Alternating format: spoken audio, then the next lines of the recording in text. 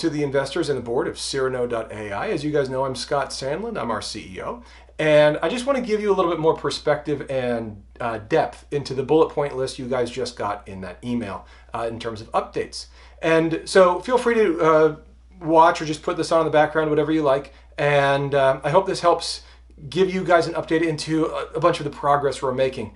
And I won't give you all the details of everything because it would just be too long a video, but I just want to share with you the things that I'm most excited about. And before I do, I want to say thank you to all of you again for your continued support, and to say that some of the updates that I'm going to be sharing with you in the next couple minutes are a direct result of interactions I've had with you guys, members of the board specifically, but also a little bit with investors.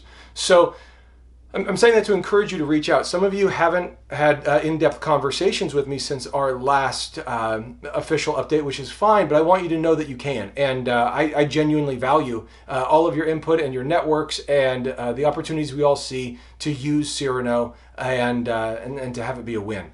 So let's just jump right into it. As you guys know, we started Cyrano with the idea of using retail automotive as our first vertical. And that's still true. And retail automotive, we've historically ran into that sort of roadblock in data acquisition. And we're excited because we've got an opportunity now that kind of helps resolve that. We're in conversations. I wouldn't say they're quite yet negotiations. Deals and terms are starting to go back and forth with a C-level at a very large automotive CRM and a VP of sales in that same organization about a licensing deal. And this is something we think is a really great idea for Cyrano because it allows us to scale through their organization and not have the operationalizing and overhead costs associated with building out a sales team and support and going and building those relationships and getting the data and all that. Because there's a little bit of a chicken and the egg of you don't really have something great to show until you get more data, and you don't get the data until you have something great to show. And using their relationships and leveraging their reputation and trust, etc., it allows us to scale much faster. From a cost-benefit analysis, it means we're going to leave a little bit of money on the table, but it means we're only going to spend money while we're making money, while freeing us up to do more of the other work based on these other opportunities that have been showing up much more rapidly, actually, in the last 2 months or so. So that negotiation, that ongoing negotiation, is a really cool thing, and we think it's the best first step for Cyrano in that space. Moving on, one of our board members, Ryan Shea, hello Ryan, really pushed me to build something that he could put his hands on, that he could put in front of people, and they could just give him a demo and walk away. Not just the videos, and you guys have seen the videos of some of the more advanced stuff that Cyrano can do, but to give him something that was relatable and not overwhelming and abstract, but something that they could put their hands on and wrap their heads around. And that was a tricky thing to do, but Ryan was a little insistent on it, and I'm glad he was, because it allowed us to build something that takes a step back technologically. It's not as amazing tech, but it's very approachable tech that people can understand. And it's a real-time language analysis tool that measures 30-ish categories of conversation. Very little of it is about the nouns and the verbs of the sentences. Those are covered by existing chat systems. Cyrano's secret sauce is in these 30 to 36 other dimensions. And those dimensions are something that we've built out in our deep listening engine. And we now have it on our website. And you can go to our website, Cyrano.ai, and just click on the little button right in the middle of the screen that says Interactive Demo. If you click on that, you're going to get something that looks sort of like this behind me. And the text over here is just a sample that I've popped up for the sake of speed here. And this graph is 6 of our 30-something dimensions that we can analyze in real time. Now this one is optimized for sales. And so we're looking at commitment levels, motivation, if they're hedging or if they're negotiating, things like that are registered here. But in real time over here, you can see on the graph, it's lighting up colors that don't show up over here because it actually still measures all 30-something. And we just only put 6 on a graph because making a graph of 30 things is ridiculous. But this is a great thing because it allows people to play with it, and this has impressed a lot of important people that get us to the next things I want to talk about. And it starts with another member of our board, Neil Sahota. Hello, Neil. He's the most recent addition to our board. He's an IBM master inventor who's been on the Watson team for a long time. And he's very connected in the world of AI for social good. And it's obviously something that we've cared about since the inception of Cyrano. And so connecting with someone like that is great. He saw this, we had a conversation, he got to take a deeper dive into our tech and actually put his hands on the keyboard. And it was real enough to him with his unique perspective and knowledge base that he wanted to be on the board and start introducing us to some great people. And one of the first people he introduced us to is former State Senator Joe Dunn, who is working on a really great thing. And it's an organization designed to help address a big problem related to sex trafficking, sexual predators, online and offline, and the institutional cover-ups around those atrocities, really. I mean, it's a horrible thing, and it's a wonderful cause, and there's this great group of people working really hard, and modifying this engine allows us to create graphs that let those people do more work better. So whether that be investigators or paralegals or whatever it is, it allows us to create graphs that will just visually light up and show people where they should put their efforts and what kind of work they're doing. We believe that doing something like this allows us to really help make a difference in the world. And again, this is with a lower level version of our tech. Using the more advanced versions of our tech, we'll be able to do a lot more work for them. So we're in a great place in our negotiations with them. We have a deal in principle already resolved, and we're just going back and forth with the contract stuff. So we think that should be finished up in the next couple weeks. And the team is already at work because we feel so confident that's going to continue to go well. So that's great. And that's, like I said, the result of one of our board members really pushing us to give him what he needed, and another one seeing that thing and knowing where to put it. So those are why the conversations really matter, and that's part of why I'm making this video. But they're not the only people who've seen this. Another thing that we're doing starting on September 27th, so in just a couple weeks, is something that's in conjunction with UC Irvine, who's got a great informatics department and computer science related to machine learning, neural networks, and data science.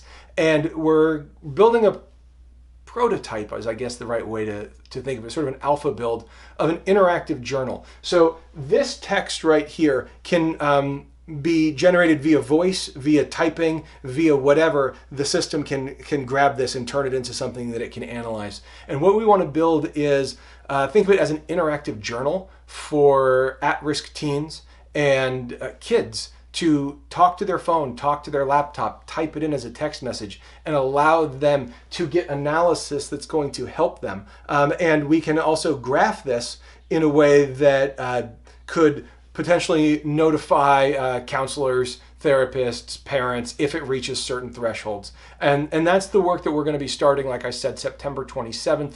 And the first prototype will be done before Christmas. Part of that prototype, we're hoping by Christmas, we'll also be able to actually have the system answer back. Now, that's some of our more advanced tech that we already have built, but we'll just see where we are in the developmental phase in how interactive the tool can be versus just analyzing. But we're building everything with the idea of getting it to actually converse and building a system that the AI will be able to do a bunch of the functions of entry-level therapy and help the kids, the at-risk populations that we think Cyrano can really benefit. Related to that, we're in conversations. Let's just turn that off and just have a conversation, or turn it back on and minimize it like that. That'll look nicer. We're having some great conversations with a hospital in Vancouver who has relationships with teen crisis hotlines and suicide prevention work, and especially of adolescents. And we see this tool that we're building with UCI to be really connected there. One of the nice things about those multiple things that I just talked about in concert is you're talking about getting data from a teen crisis hotline, and you're getting data and real-time feedback from the students using the app that we're building at UCI, and putting these things together to create an interactive therapist that can help all these kids.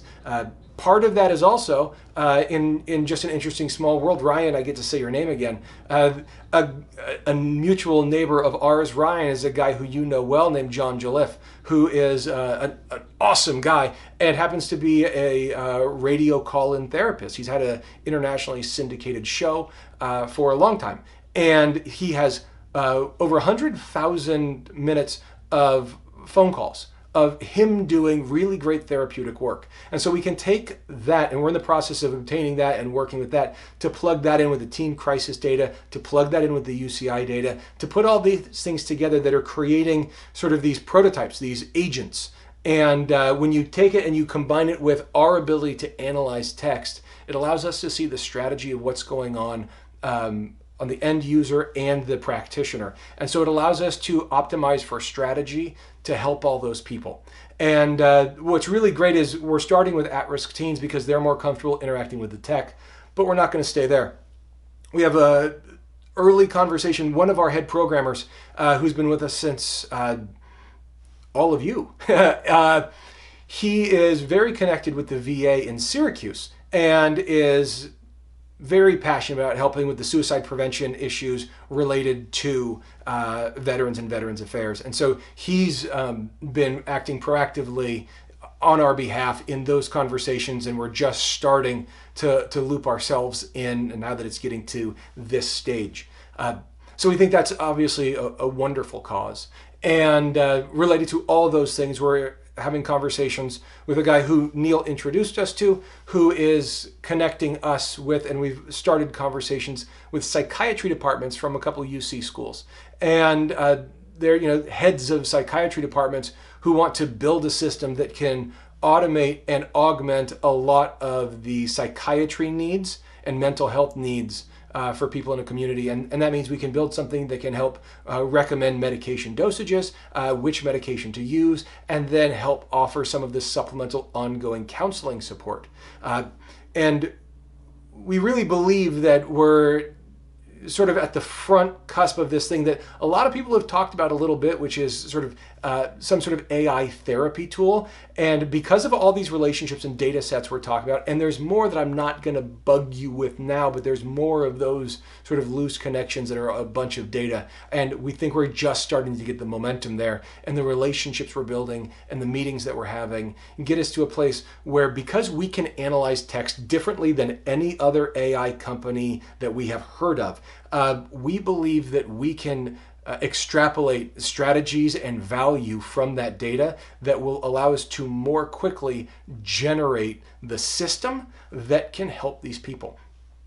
So in the course of zero abuse, we're already talking about profitable revenue, which is great, and I know that does matter. In the case of the license deal, we're talking about profitable revenue, which is obviously important. And in some of these other things, we're talking about different business models. Some of them are more app related, some of them are more mental health, some of them are more endowments or grants and things like that. So there's a lot of different ways we're looking at monetizing all this tech. We still have a for sale sign on the door. We want to build this thing and change the world. And if there's any large company that would, acquire the tech for commercial purposes and allow us to keep doing the work that makes a difference in the world, that's our first best choice. And we're very cognizant of the fact that we have a responsibility, that I personally have a responsibility to all of you who've invested. Some of you just really invested in me, I know that. And I take that responsibility seriously. You guys know that, that's why you did it. So we have a responsibility to all of you to do that work, and I think all of you can see pretty easily how the stages that we're on, and there's some other cool updates that I'm hoping to tell you by the fall, that are advancements in all of these things that are moving us towards a stage that really puts us in exactly where we want to be. So that's sort of it. We've got great momentum. We're having wonderful conversations, and all these things are really lining up.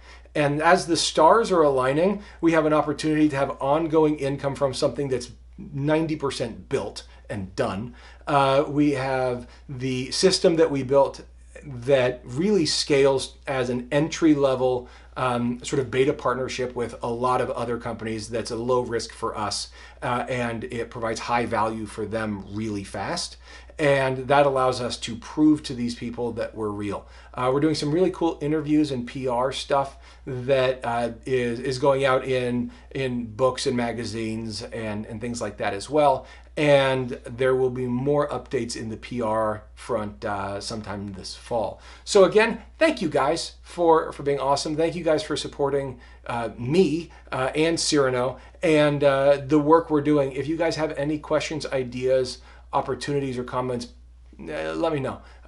We're exactly where we want to be right now. We've got money in the bank and we've got money coming in. We've got architecture in place. We've got blueprints for the future. We've got a team working literally right now on advancements and upgrades to the deep listening engine I showed you a moment ago. And we're just firing. I'm really happy. And I hope this video helps. And hope you had a great summer. And I'll talk to y'all soon. Thanks a lot.